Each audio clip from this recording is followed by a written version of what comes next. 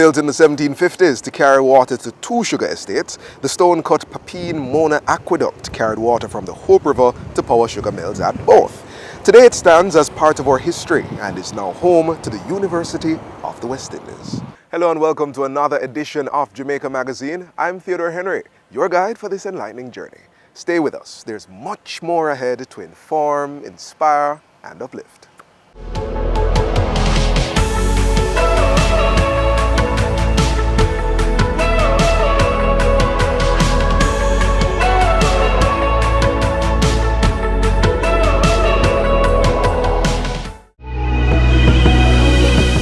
Thanks for staying with us. Step into the heart of Kingston's national memory as we explore the storied grounds of the National Hero Circle, where Jamaica's heroes are honored and history stands tall.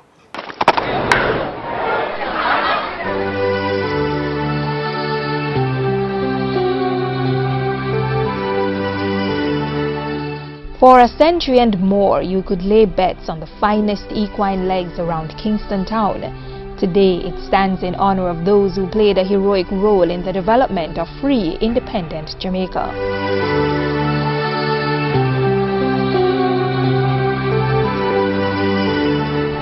If you were living in Kingston in the late 1700s and fancied a day at the races with enough quid and an eye for the fastest horseflesh, a purse of £100 sterling could be yours for the taking. This was the Kingston Racecourse, and for over a century it was the center for horse racing in Jamaica.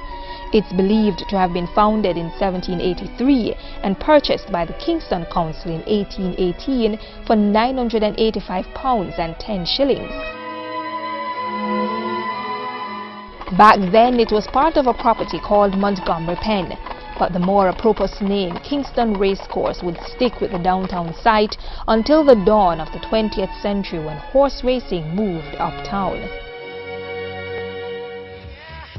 Throughout the centuries, what is now the National Heroes Park has witnessed many commonplace moments and historic occasions. Jamaicans of the 19th century might have enjoyed a game of cricket, a bit of cycling, or even a traveling circus.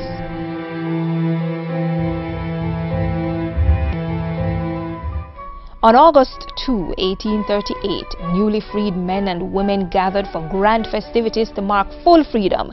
Half a century later, their children came out to celebrate Queen Victoria's Golden and Diamond Jubilees. And in 1891, in a building called Quebec Lodge, the Jamaican National Exhibition was staged at this site on the spot of land now occupied by the Woolmer School.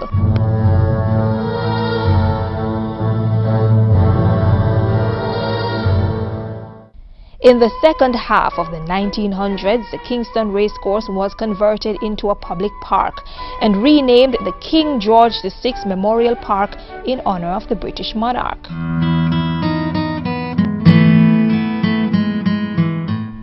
A decade after Jamaica gained its independence from Britain, 74 acres of land on the former site of the Kingston Racecourse was redesigned and officially renamed the National Heroes Park.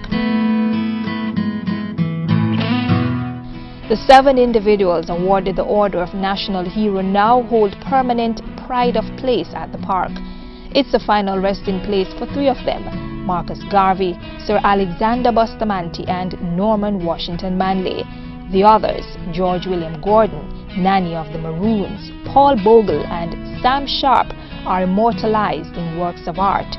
All have monuments erected in their honor.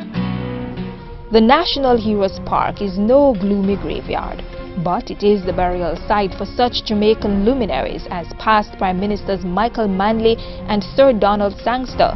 The remains of other national figures in the arts, politics, and social welfare are also interred in the park. The site also holds a mass grave for 144 elderly men and women killed in a fire at the Myers Ward of the Eventide Home for the Aged in 1980. And in 1953, the Jamaica War Memorial or Cenotaph was relocated from Church Street in downtown Kingston to the National Heroes Park.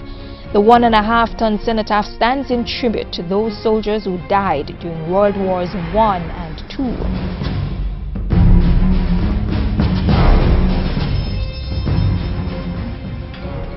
Members of the island's defense force maintain a constant vigil at the cenotaph, and on the first Sunday of every month, there is a ceremonial changing of the guard, complete with music by the Jamaica Military Band.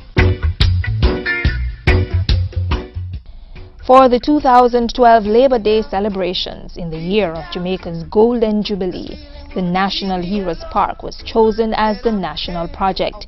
It recognized not just the heroic figures that are entombed or memorialized at the site, but also the many landmark events that continue to take place there, like the December 1976 marriage of music and politics to promote peace.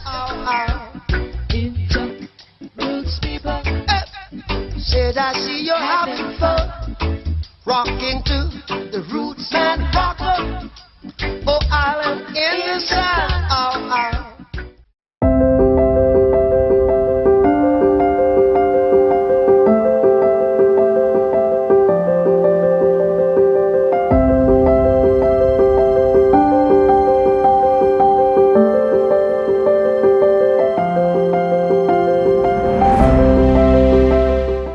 During Heritage Month, we celebrate not just where we've been, but who we've become. Meet Shane Miller, the trained chemistry teacher weaving tradition into a modern Jamaican legacy.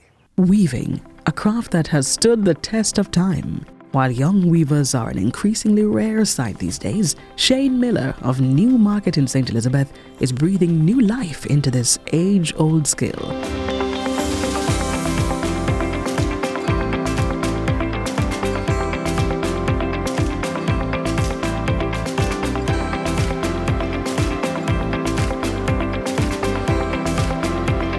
Out of clutter, find simplicity. From discord, find harmony. In the middle of difficulty lies opportunity. A famous quote from Albert Einstein. And fitting description of how Steve's Weavers was born. So once the COVID came in and I was doing my online studies, you know that you have a lot of time while you were studying.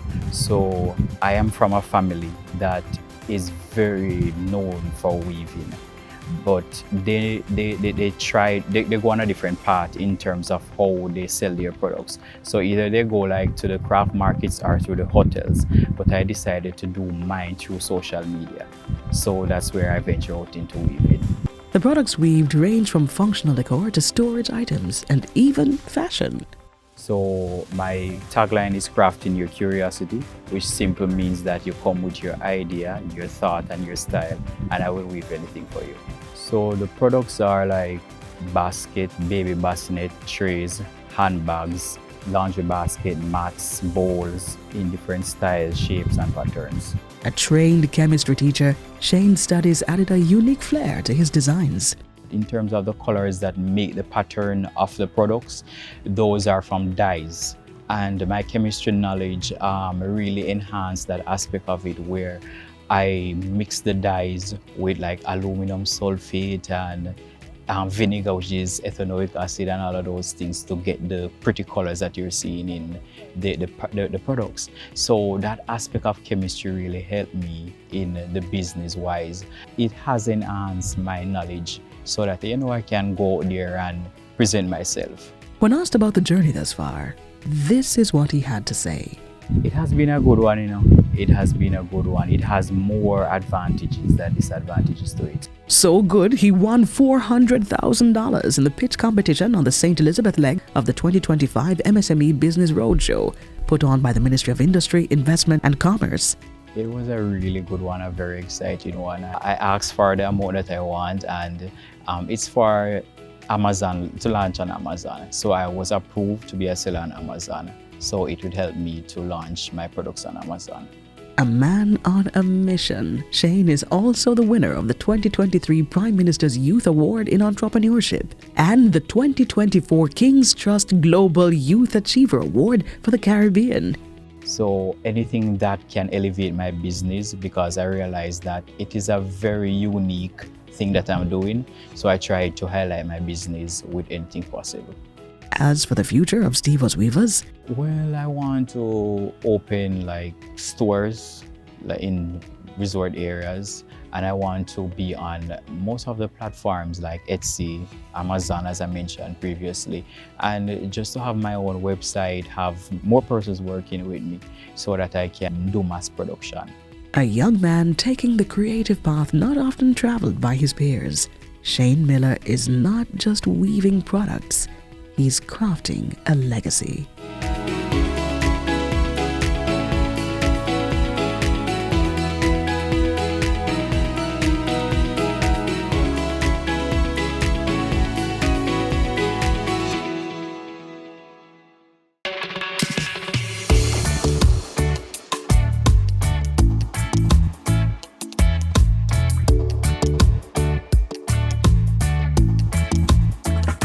When you think of Jamaica, the first thing that comes to mind is the people. But what is it about us? What makes us truly Jamaican? Is it our warmth and hospitality? The way we greet each other with a simple wagwan or a bright smile? Maybe it's our resilience, our ability to find joy even in tough times. Or perhaps it's the unmistakable sound of patois connecting us, adding flavor to every conversation. Speaking of flavor, could it be our love for street food? The pan chicken sizzling on the grill, the soup men on the corner, the fruit vendors with their fresh, vibrant offerings? Wait, I know you're excited, but what about our music, our dance moves, or rhythm that captivates the world? We are storytellers, whether through folklore or everyday conversations. Being Jamaican is more than just a nationality. It's a feeling, a culture, a way of life. From the way we speak to the way we dance, cook, and connect, every part of our identity reflects our rich heritage and unstoppable spirit. So what makes us truly Jamaican? It's everything. We are the culture, the energy, and the heartbeat of the island.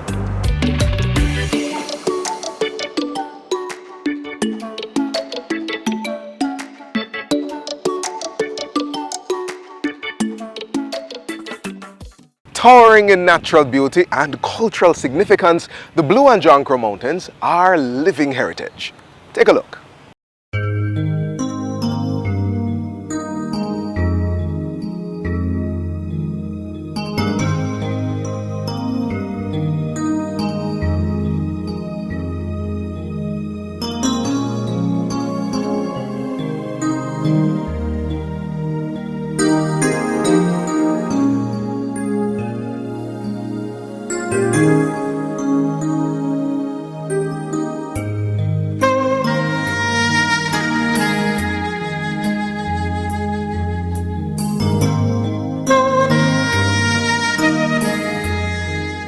What a beautiful, beautiful, beautiful island we have.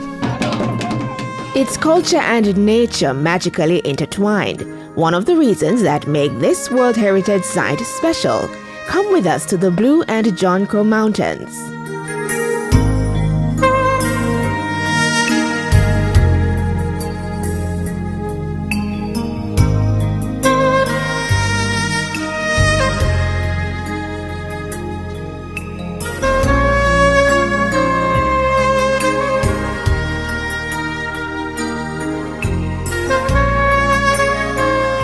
There is much to see, touch, smell, and taste up in these hills.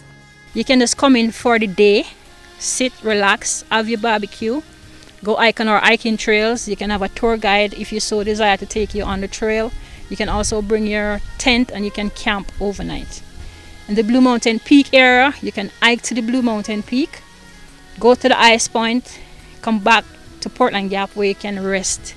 The attraction at the peak itself is people hike up in the night, stop at their cabins, right? And then 3 o'clock in the morning, you'll get up out your bed, hike on the trail for another 2 hours to the peak itself to see the sunrise. It is beautiful.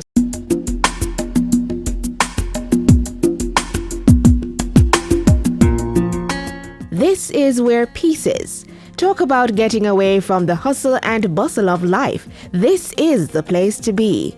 Its cool nature, yes, often cold, particularly in the latter part of the year. But you'll be easily warmed by the best tasting coffee and dance the day away with captivating traditional entertainment. Yes, the Blue and John Crow Mountains has it all. You leave amazed, not believing it all exists in one place, some 4,000 feet above sea level. High up, where it feels like you can touch the clouds, where you can watch birds making their nests, playing among their flock. How it gets its name, the blue. If you're in Kingston looking in the hills or on the hills, you would see the color blue on the mountain.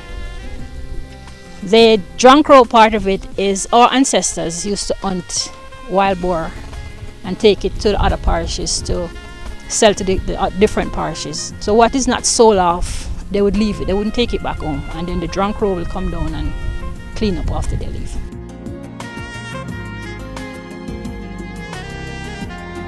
On the 3rd of July 2015, the Blue and John Crow Mountains was inscribed on the UNESCO World Heritage Site list.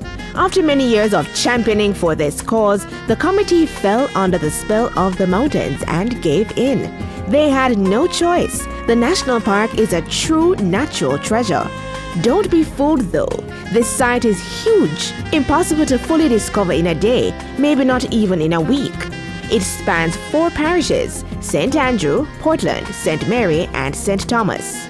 Just over 26,000 hectares, and is the preservation zone of the Blue and John Crow Mountains National Park, which itself is just over 48,000 hectares. The Blue and John Crow Mountains is one of 32 World Heritage Sites listed for both cultural and natural heritage. There are over 1,357 flowering plants, with over 25% being endemic. All Jamaica's 30 endemic birds can be found in the area. Dozens of herbal plants to cure almost every ailment. This is called the headache bush. You can use it as a painkiller. So if you have an headache or a stomach ache, you could boil it. Like a tea, have a 2 or 3 leaves to a cup of water. You remember they used to send telegrams, right? In the early days, this is what they used to use, like the ancestors in maroons. They would write on this and send it. If you carve on it, it will stay whether it's green or dry. And the information, you could use this and send the information like a letter. And it provides that precious commodity. The Blue and John Crow Mountain provide 45% of Jamaican drinking water. There are 25 watersheds in the entire Jamaica, and 10 of those watersheds can be found in the Blue and John Crow Mountain National Park.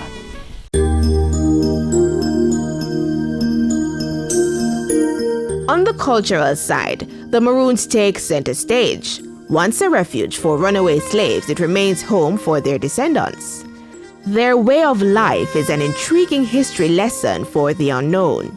There you may imbibe on authentic foods and dive into the inviting Nanny Falls.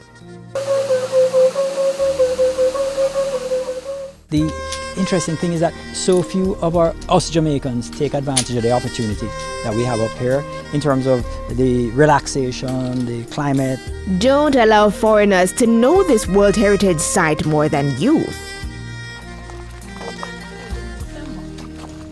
Remember, when you go, take only pictures and leave only footprints. For a tour inside the Blue and John Crow Mountains, call the Jamaica Conservation and Development Trust 960-2848-9 or 920-8278.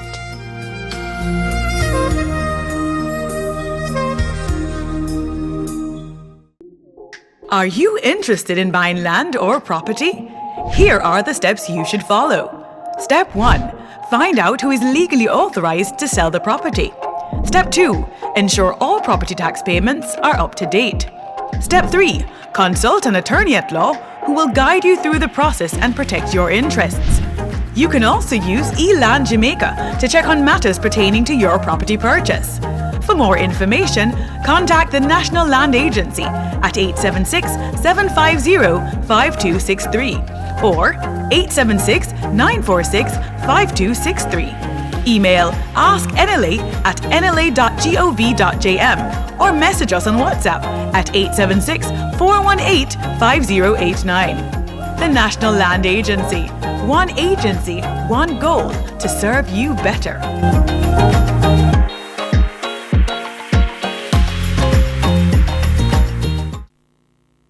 got to say, me know.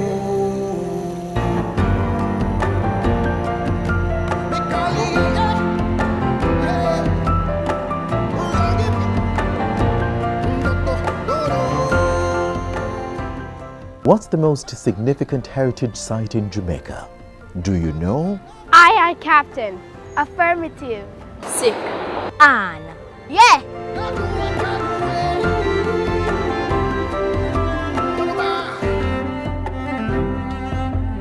Port Royal is my domain, the center of wealth for the world.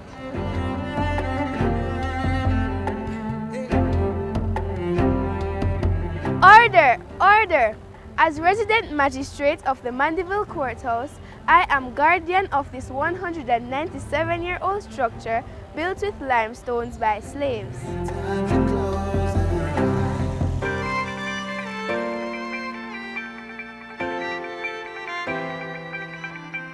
I protest with all due respect. I have stood in defense of workers' rights in Jamaica. That is what Mandeville Courthouse represents. Marcus Garvey family, ancestors no leave me. Naya Bengi, Bobo Shanti. Ay, ay, ay, ay, ay, ay, ay, ay. Oh. We stood as protectors of this jewel of the isle, and the National Heroes Circle celebrates our value. Their name liveth forevermore. Hey, hey, listen, the blood of African kings run in my vein. Here in Jamaica, rebellion. These are they who have founded the treasures right at home, treasures that have withstood the ravages of time.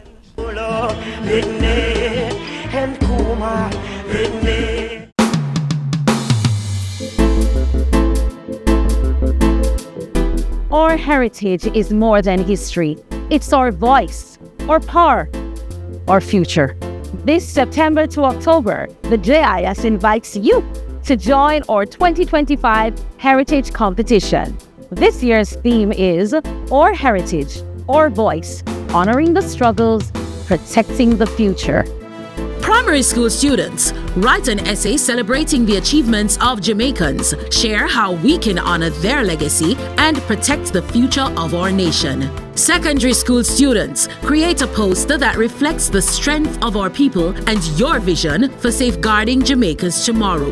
Tertiary students, capture it all in a photograph that tells the story of our people and our future. Enter for a chance to win amazing prizes and have your creativity celebrated across Jamaica. Submit your entries to our website www.jis.gov.jm by October 24. Grab your pens, your paintbrushes, and your camera and let your voice be heard in the JIS Heritage Competition.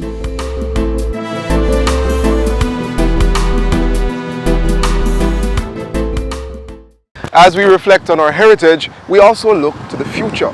Let's take a look at how the Jamaica Constabulary Force is embracing technology to better serve and protect.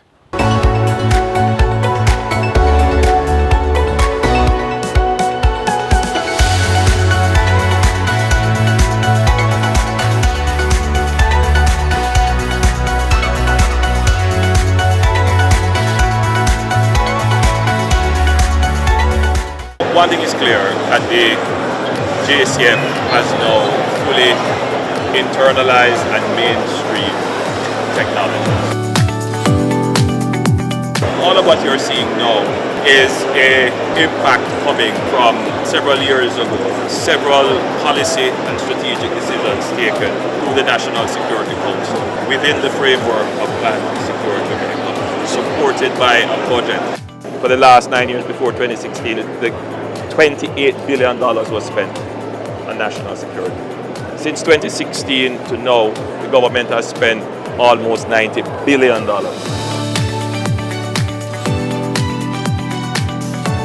We have invested in technology, which is a display here, but more importantly, we have invested in leadership and doctrine. So We have invested in the training of a cadre of leaders of not just the JCF, but in the military and in customs and in MOCA. And they have a particular doctrine, and that doctrine rests upon excellence.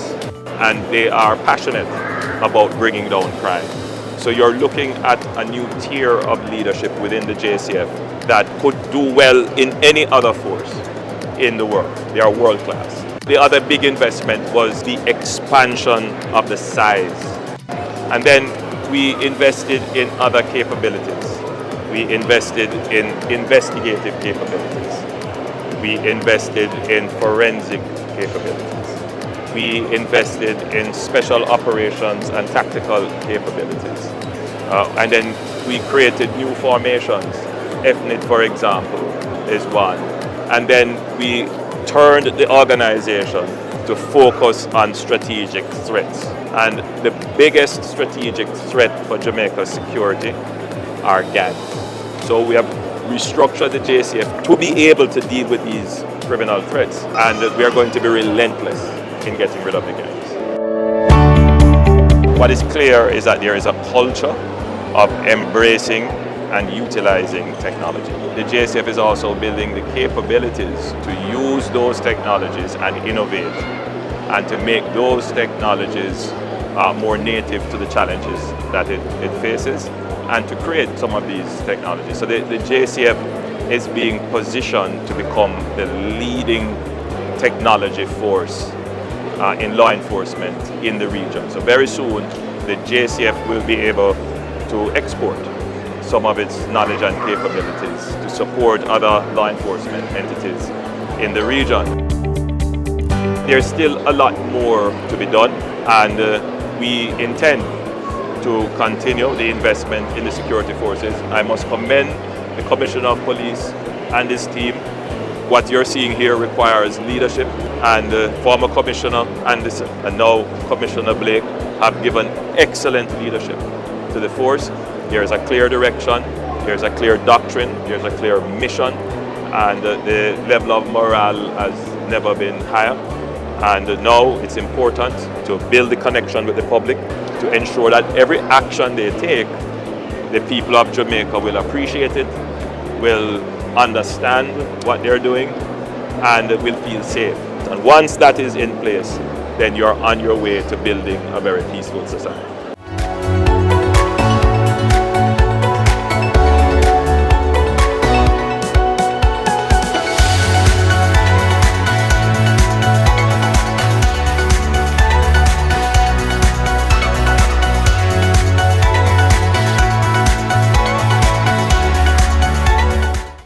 As we wrap up today's edition of Jamaica Magazine, we hope you found these features informative and engaging. Let's stay connected through our website, jis.gov.jm, and on social media. On behalf of the production team, I'm Theodore Henry, signing out from the Papine-Mona Aqueduct. Have a great weekend. This has been a production of the Jamaica Information Service, the voice of Jamaica.